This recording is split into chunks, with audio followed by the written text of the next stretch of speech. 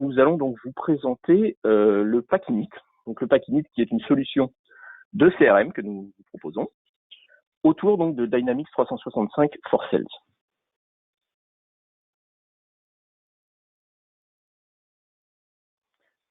Donc qu'est-ce que le CRM Pack Init? Donc l'idée c'est de vous proposer en fait le CRM donc Pack Init qui est une je dirais une solution clé en main de CRM autour de Dynamics 365 for Sales. Donc une manière de répondre tout simplement à des besoins simples et surtout à un déploiement en un minimum de temps. Donc au niveau des fonctionnalités proposées par le CRM Pack Init, donc nous avons tout simplement autour d'une base de données centralisée une gestion des activités qui va être mise en place, donc qui va permettre de pouvoir consigner toutes les communications, les actions que vous allez avoir donc avec vos différents contacts, clients et prospects. On propose également autour de cette base de données centralisée donc des fonctionnalités bien entendu de qualification de prospects pour pouvoir donc travailler sur des segmentations différentes autour des différents prospects avec qui vous allez travailler. Les opportunités, une gestion des opportunités qui va nous permettre donc de pouvoir développer les affaires qui sont recensées autour de vos prospects. Bien entendu, la connaissance du client qui est un point essentiel dans les aspects de CRM autour donc de cette base de données centralisée avec l'ensemble des interactions qui sont consignées donc autour des fiches de compte.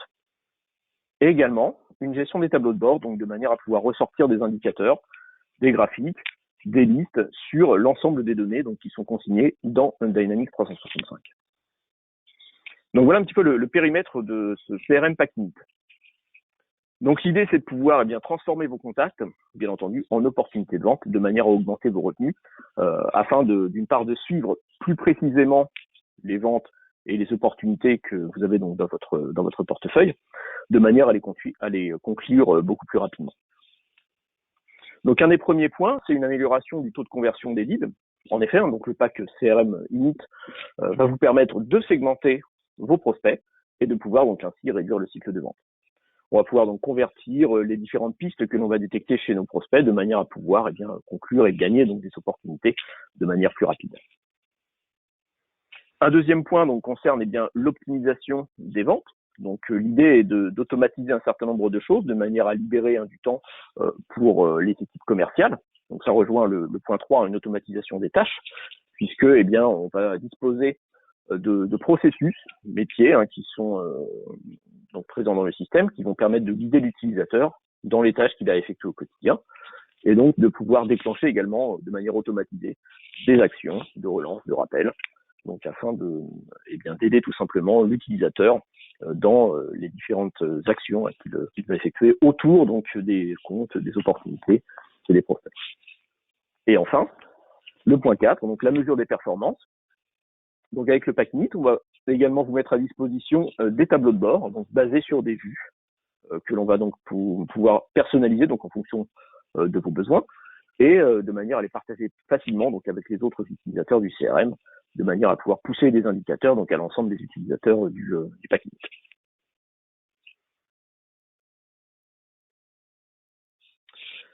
Alors, le Pack Init Dynamics 365 for Sales, donc c'est tout simplement une manière simple de moderniser la productivité de ces équipes de vente, donc avec éventuellement la connexion qu'on peut avoir avec Office 365, puisque Dynamics 365 est un module à part entière d'Office 365. Donc l'idée c'est de proposer ici un CRM donc préparamétré, qui soit donc simple, bien entendu, à déployer, donc de manière à pouvoir déployer ce CRM en un minimum de temps. Proposer également une expérience utilisateur donc familière, puisque on va retrouver un certain nombre d'automatismes que l'on connaît sur les outils Microsoft, qui vont où l'utilisateur va se retrouver dans les manipulations qu'il peut faire déjà à l'heure actuelle sur Excel, sur Word, sur Outlook. Et donc il va retrouver tout simplement un environnement familier qu'il a tendance à utiliser donc régulièrement.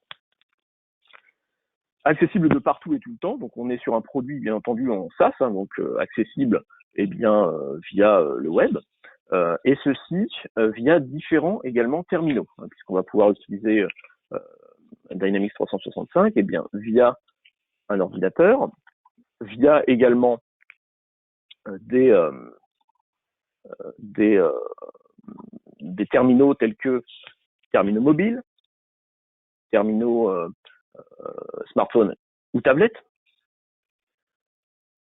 Et nous disposons également d'une plateforme donc flexible et extensible, puisque on va avoir la possibilité, bien entendu partir sur ce pack init qui est déjà préparamétré, mais avec la possibilité d'aller un petit peu plus loin sur les possibilités par la suite. Alors, regardez, j'ai une petite question, je n'entends pas, je n'arrive pas à activer le son.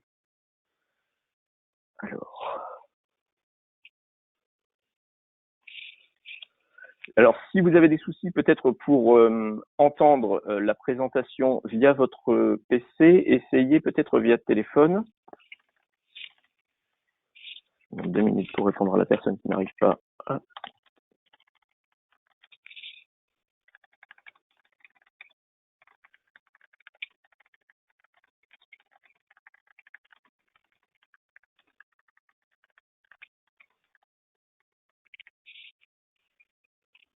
Oui, Grégory, concernant le son, je pense que son micro est coupé, enfin le son de son ordinateur m'a l'air coupé. Ben, je lui ai demandé de se connecter sinon par son téléphone pour la voix, Ouais, ce sera peut-être plus simple s'il y a un souci. Ok, très bien, donc nous allons continuer. Donc enfin, voilà, donc en fait quelques points qui permettent de situer un petit peu la solution de pack init. Donc autour de Dynamics 365, ce qu'il faut retenir, donc c'est un environnement préparamétré qui va nous permettre donc d'une part de déployer très rapidement cette solution et de vous proposer déjà un certain nombre de fonctionnalités clés en main de manière à pouvoir avoir directement une solution de CRM qui soit utilisable et directement donc configurée.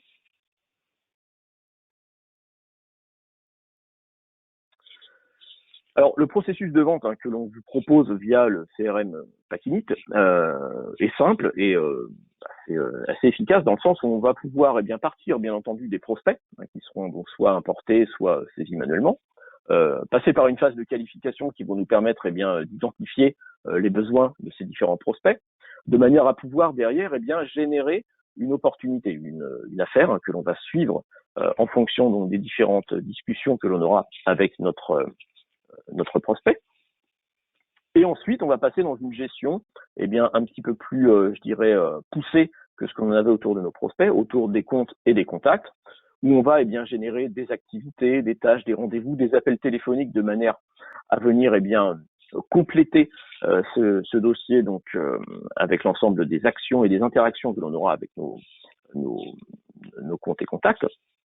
Éventuellement derrière générer des documents, Word, Excel, puisqu'on a parlé bien entendu de cette possibilité d'intégration avec Office 365, pour enfin venir pouvoir donc suivre les différents indicateurs que l'on souhaite avec les tableaux de bord donc qui sont proposés en standard ou alors des tableaux de bord personnalisés qui peuvent être ensuite. Pour le moment, on pourra revenir bien entendu à la fin de la présentation sur des questions particulières si vous avez besoin d'approfondir tel ou tel sujet.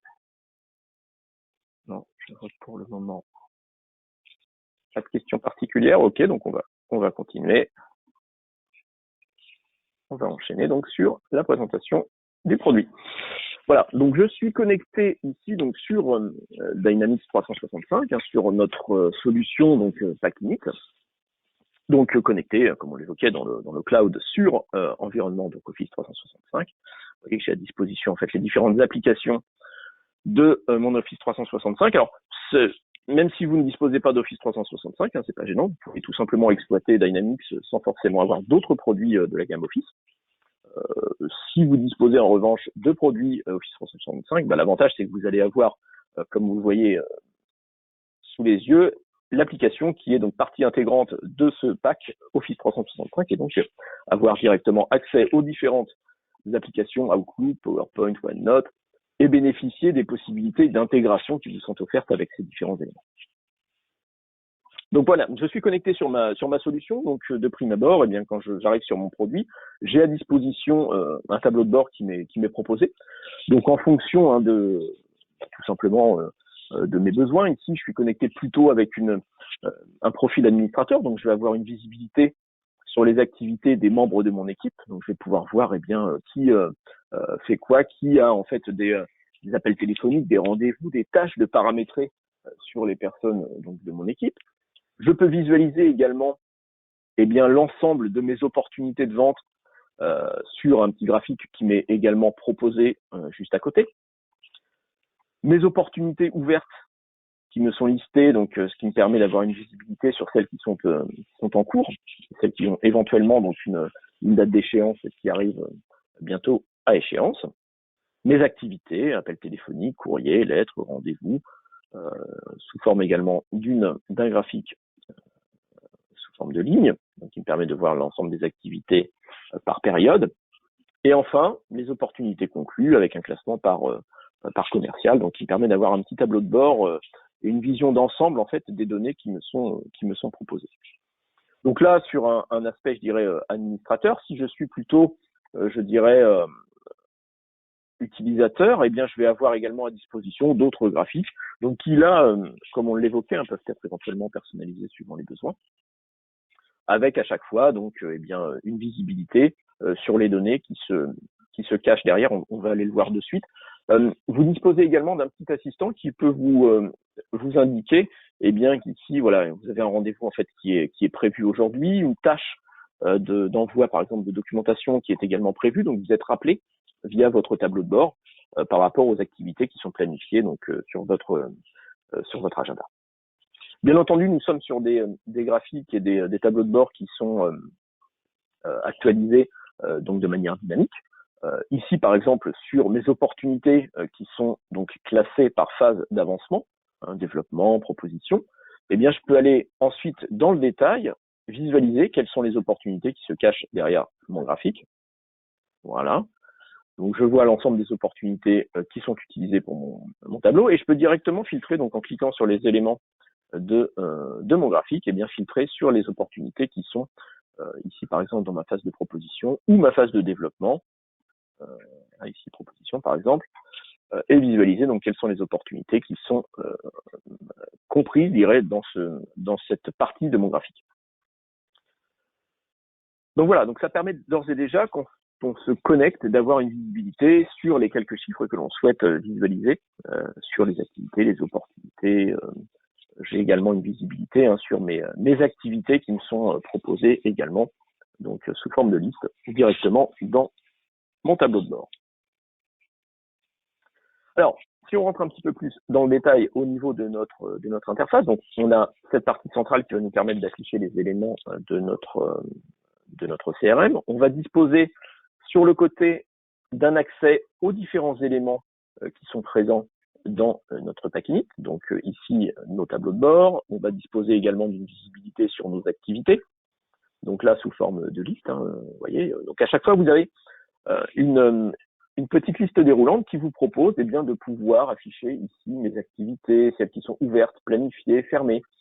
Donc toute une série de vues qui sont déjà préparamétrées, sur lesquelles on va pouvoir éventuellement donc agir, éventuellement donc rajouter des critères de sélection comme vous l'entendez.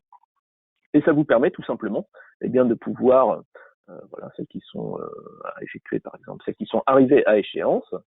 On va pouvoir donc filtrer sur celle-ci et éventuellement filtrer sur le type d'activité qui nous est proposé. Donc ça permet très simplement de pouvoir filtrer nos éléments donc en fonction de nos besoins et de visualiser l'ensemble des activités qui sont à disposition. On va retrouver également donc bien entendu nos listes de comptes, de contacts, de prospects et d'opportunités. Alors, je vais faire un petit focus sur nos comptes. On va ensuite voir les différents éléments qui sont rattachés, puisque, comme on l'a évoqué, la fiche de compte est vraiment le point central sur lequel tous les autres éléments qui gravitent autour vont être rattachés. Sur une fiche de compte, on va pouvoir visualiser les contacts rattachés, les activités, les opportunités qui sont affectées donc à cette société. Donc sur ma liste de comptes, ici, même chose, je dispose d'une liste qui me propose un certain nombre de vues préparamétrées, des comptes actifs, inactifs, ceux que je suis, ceux qui n'ont pas répondu à des activités, à des campagnes, par exemple, depuis un certain temps. Et je vais également pouvoir me paramétrer des vues spécifique, si je le souhaite, en fonction de critères que je souhaite appliquer. Donc très simplement, j'ai à disposition un petit outil qui va me permettre de requêter sur les données de ma base. Donc de manière très simple, un petit peu comme on le fait à la mode Excel, en choisissant des champs, des formules sur lesquelles on va pouvoir agir. Donc là, d'une manière très basique, j'ai simplement souhaité filtrer mes comptes dont le propriétaire est égal à l'utilisateur actuel, donc celui qui est connecté, c'est moi-même, dont le statut est actif et dont le code postal commence par 37. Vous voyez que j'ai à disposition en fait tous mes champs ici de mes comptes sur lesquels je vais pouvoir sélectionner, je vais pouvoir donc choisir une fonction de manière à pouvoir affecter un filtre particulier sur ma vue. Et donc l'idée c'est de pouvoir ensuite enregistrer cette vue de manière à la réutiliser comme on l'a fait dans la liste qui m'est proposée au niveau de mes comptes. Et derrière, de pouvoir éventuellement donc travailler sur les résultats qui me sont proposés, tout simplement en générant des courriers électroniques, en générant un document de publipostage, etc., etc. Donc je vais pouvoir générer en fait des activités, des documents sur les comptes que j'ai pu filtrer en fonction donc de ma recherche ici, ma recherche avancée, qui va pouvoir m'aider à créer différentes listes sur lesquelles je vais pouvoir générer des activités. Donc ça, c'est à partir du moment où vous souhaitez créer des vues qui sont enregistrées dans le système. Vous pouvez bien sûr déjà travailler sur les listes qui vous sont proposées, par exemple ici mes comptes actifs, et pouvoir, sur chaque en-tête de colonne qui vous est proposée, effectuer des fonctions de tri, de filtrage également, là encore, vous voyez, avec des fonctions toujours pareil, on est vraiment sur on retrouve les mêmes fonctionnalités que l'on peut avoir dans Excel, de manière à pouvoir filtrer les résultats qui sont affichés sur les vues qui me sont proposées. Donc tout simplement, ici sur ma ville, sur mon téléphone, si je veux filtrer ceux qui n'ont pas de numéro de téléphone de renseigner, justement pour pouvoir compléter leur fiche, j'ai toute liberté de le faire. Je dispose également sur l'ensemble des vues qui me sont proposées, donc là c'est vrai sur les comptes, sur les contacts, sur les opportunités, prospects, etc., d'une recherche rapide, vous voyez, tout en haut à droite de l'écran, qui me permet de retrouver facilement de l'information. Donc ça peut être très simplement sur le début du nom d'un compte, bien entendu, ça c'est à la manière la plus simple, mais ça peut être également sur n'importe quel champ, c'est-à-dire sur le début d'un numéro de téléphone, par exemple. Donc là encore, on va pouvoir choisir dans le paramétrage quels sont les champs sur lesquels on souhaite requêter, sur lesquels on souhaite pouvoir rechercher rapidement de l'information. Donc ça c'est intéressant pour les comptes, mais également pour les contacts. Vous avez en fait un numéro de téléphone qui vous appelle, qui ne vous laisse pas de message, vous avez possibilité de rechercher si cela fait référence à un contact de votre CRM, qu'il soit prospect, client ou autre. Nous allons disposer également sur cette vue, donc comme sur l'ensemble des vues pour l'ensemble des entités du CRM, de la possibilité, vous voyez sur la première colonne de ma liste, j'ai une icône qui m'est présentée, qui peut me permettre de visualiser donc des hiérarchies de sociétés. Donc très simplement, je peux, en cliquant sur cet élément, visualiser que ma société Litware ici fait partie d'un groupe de sociétés, voilà, dont la société mère est cette société Adatum Corporation. Donc ça me permet très rapidement de voir une hiérarchie entre mes sociétés. Donc c'est également disponible pour les comptes pour pouvoir matérialiser un organigramme au sein d'une société.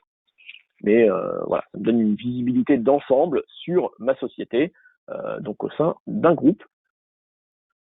Et voilà, j'ai cette information avec l'icône qui est affichée donc en première colonne de ma liste.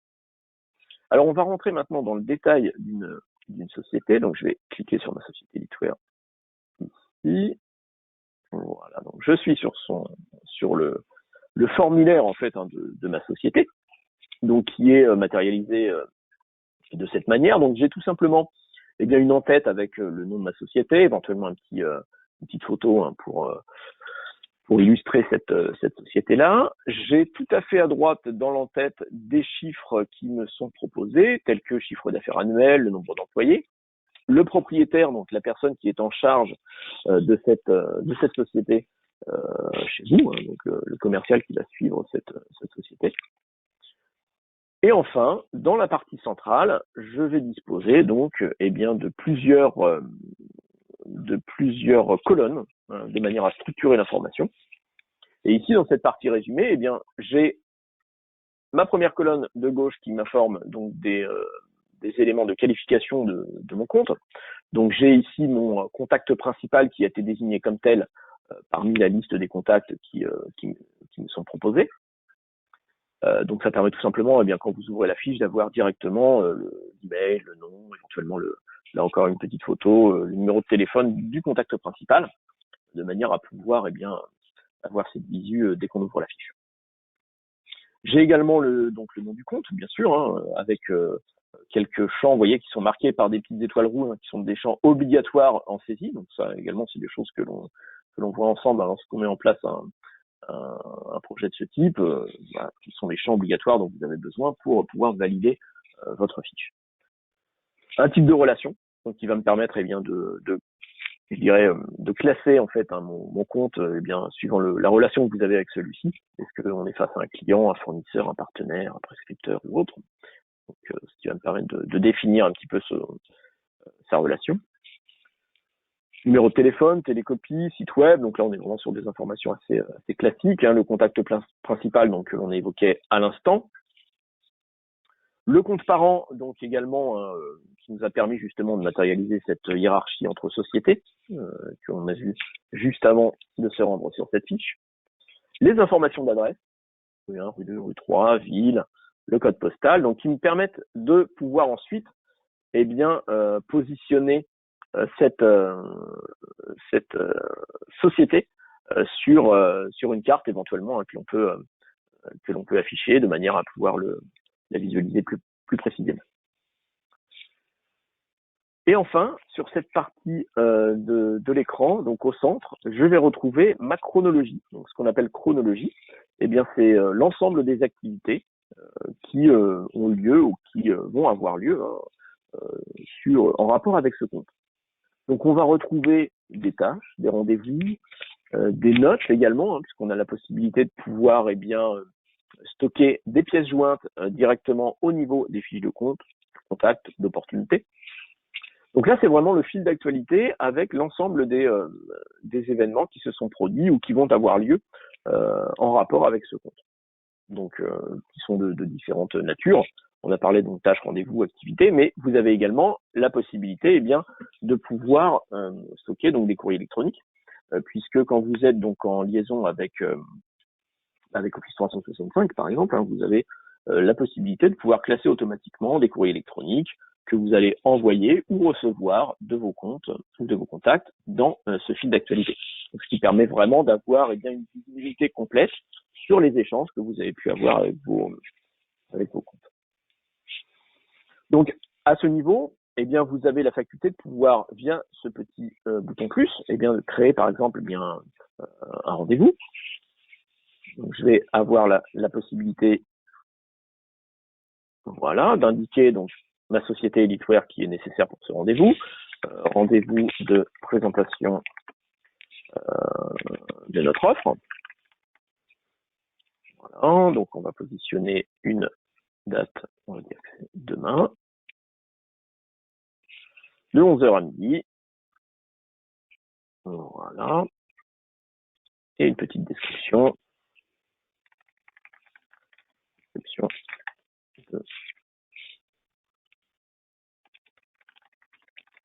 Déroulé du rendez-vous. Donc là, on est sur du texte en multiligne. Hein, vous avez toute l'attitude à mettre du détail suivant vos besoins. On va enregistrer notre rendez-vous de manière à impacter, bien entendu, la chronologie de notre compte, mais également de pouvoir retrouver ce rendez-vous dans votre agenda, puisque par défaut, vous voyez, je viens de créer ce rendez-vous donc pour moi-même, donc il va impacter également mon agenda Outlook à partir du moment où on est synchronisé avec celui-ci, et donc vous allez pouvoir donc créer ces rendez-vous donc soit dans Dynamics comme je viens de le faire, soit directement dans votre Outlook, de manière à récupérer l'information d'un côté et de l'autre, et de pouvoir donc avoir cette synchronisation entre les deux éléments. J'ai la faculté également de pouvoir, au besoin, rattacher une pièce jointe au niveau du rendez-vous. Si vous avez une présentation ou autre à intégrer, eh bien, on va pouvoir l'ajouter au niveau de notre rendez-vous de manière à venir compléter en quelque sorte les éléments qui sont présents sur cette activité. Donc mon rendez-vous, eh bien, il va se présenter de la manière suivante. Donc une fois qu'il a été saisi, donc comme je l'ai fait dans Dynamics ou via Outlook, eh bien il va venir s'incrémenter directement donc dans notre chronologie au niveau de notre compte, jusqu'au jour J où nous allons eh bien effectuer réellement ce rendez-vous, venir éventuellement le compléter avec les éléments que vous avez recueillis lors de ce rendez-vous.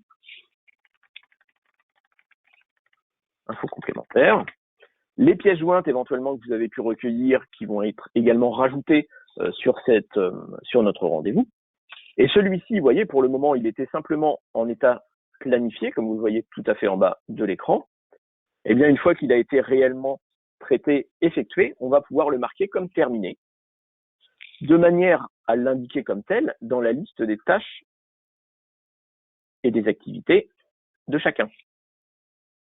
Donc là, l'idée, c'est vraiment de pouvoir indiquer ce rendez-vous comme étant effectué, de manière à bien qu'il disparaisse des rendez-vous et des tâches à traiter. Mais il reste, bien entendu, consigné dans la fiche de notre société. Vous voyez qu'il est en statut fermé, contrairement à d'autres qui peuvent être en statut actif. Donc, ce qui nous permet eh bien, de savoir qu'il a été réellement effectué. Donc ça, c'est le cas pour les rendez-vous. Ça va être également le cas pour l'ensemble des types d'activités que vous avez à disposition. Par exemple, une tâche, tout simplement. Ici, j'ai été jusqu'à présent me créer donc une activité pour moi-même, mais j'ai également la possibilité eh bien, de demander à quelqu'un de faire une tâche. Donc, je vais envoyer, par exemple, les informations sur notre nouvelle gamme de produits. Voilà. Donc, concernant, bien entendu, la société sur laquelle je suis positionné, mais cette fois-ci, eh bien, je vais spécifier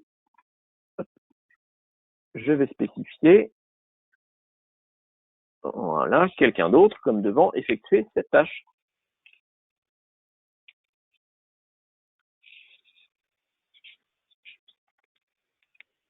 Voilà, je vais affecter donc une collègue pour l'exécution de cette tâche et je vais positionner une date d'échéance à effectuer donc à la fin de la semaine. Donc ça va avoir pour impact eh bien, de basculer la tâche sur le planning et sur les tâches à effectuer de ma collègue, tout en venant eh bien, alimenter la chronologie de ma société Litware. Comme on va le voir à l'instant, je vais faire enregistrer et fermer. Voilà, donc ma tâche vient s'ajouter dans ma chronologie au niveau de ma société. Voilà. Ça a été également impacté le calendrier, la liste des tâches à effectuer de ma collègue, donc qui se verra donc informé qu'une tâche est à réaliser avec la date d'échéance en question.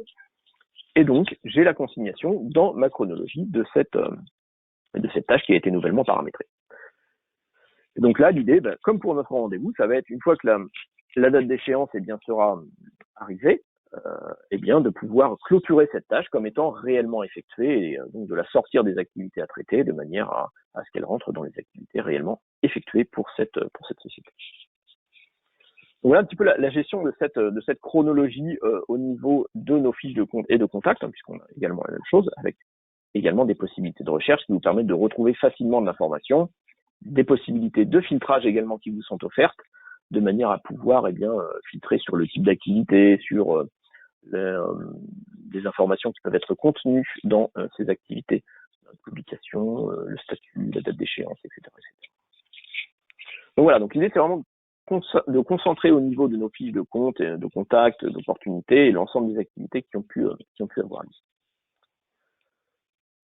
En complément de ça, donc vous voyez sur le côté droit, j'ai en fait cette partie association qui va me permettre eh bien, de regrouper par exemple l'ensemble des contacts rattachés à ma société, mais également l'ensemble des opportunités de vente qui sont rattachées à ma société.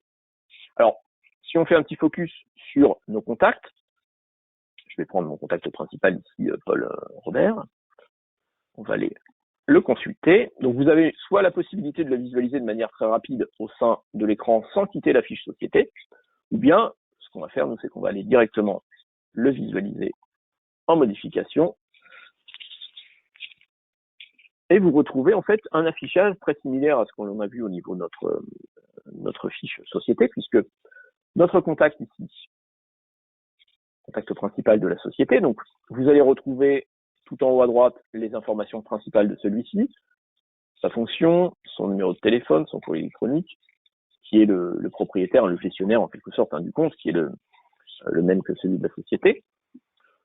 Les informations générales, là encore avec des champs obligatoires, le nom de famille, le téléphone mobile, le mode de communication privilégié, qui peut être donc courrier électronique, téléphone, courrier postal, etc.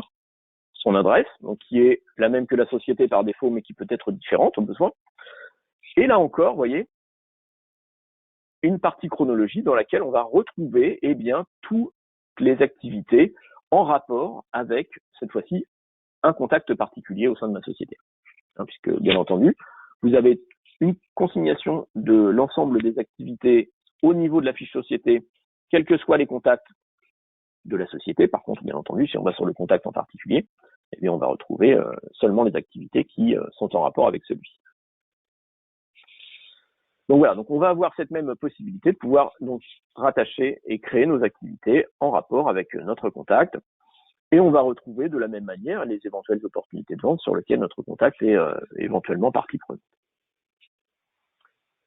Je vais revenir sur ma fiche société Litware et on va détailler ensemble les opportunités donc qui sont également donc rattachées cette fois-ci à mon compte Litware que j'ai visualisé. Donc en cliquant sur ma partie opportunités, je vais retrouver les opportunités récentes qui sont présentes sur mon compte avec éventuellement celles qui sont conclues, celles qui sont encore ouvertes. Donc nous on va se positionner sur une opportunité ouverte et puis on va aller la visualiser.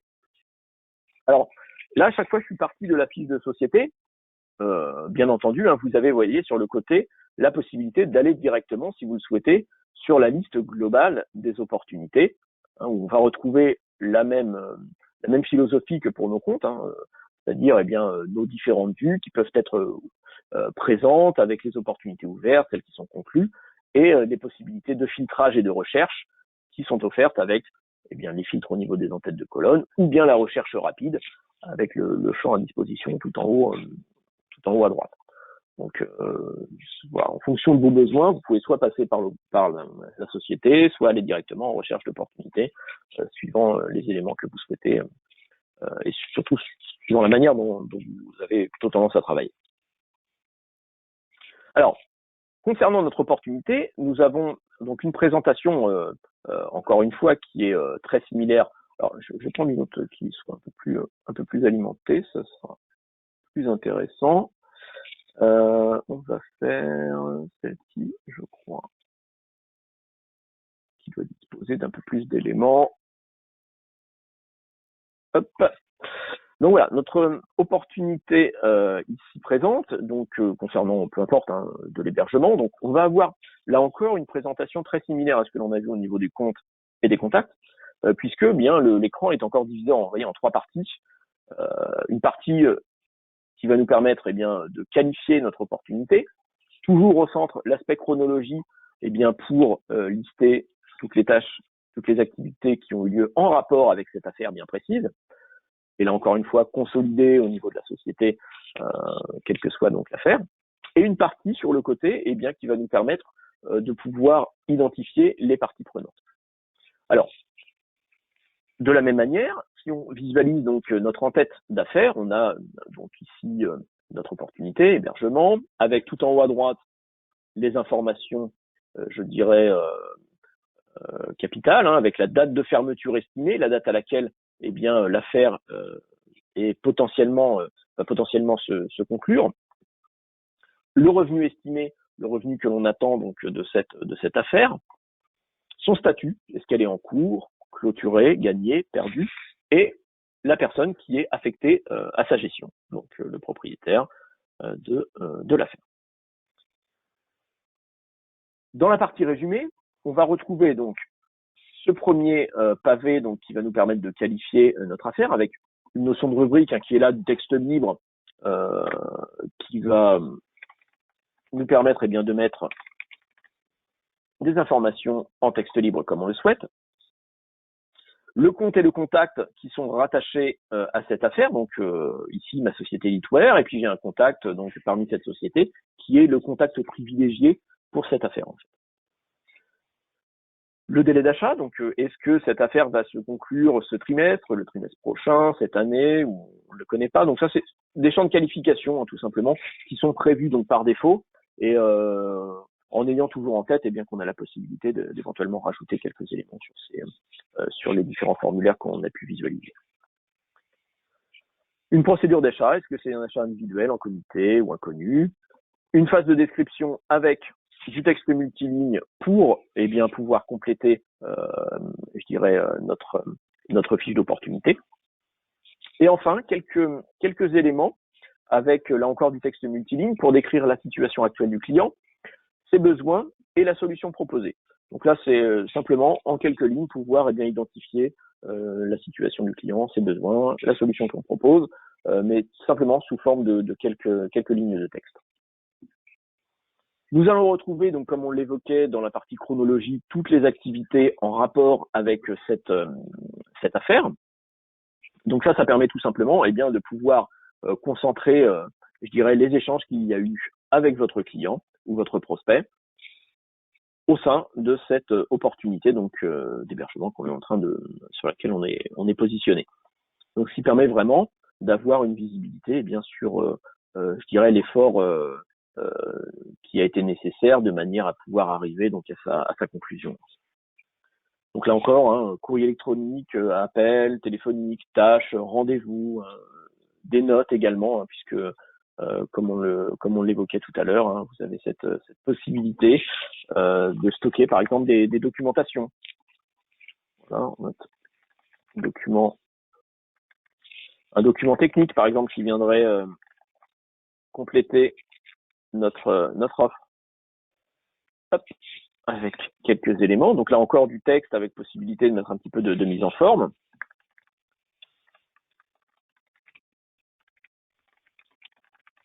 Voilà. Et surtout, la possibilité donc de pouvoir rattacher une pièce jointe donc que l'on va aller récupérer sur le réseau, sur votre poste, de manière à venir l'annexer sur votre affaire. Voilà. Donc quel qu'il soit, ça peut être de l'Excel, du Word, tout format fichier. Et on va donc rajouter cette note au niveau de notre opportunité, de manière à venir consigner au niveau de cette affaire des documents qui peuvent être rattachés.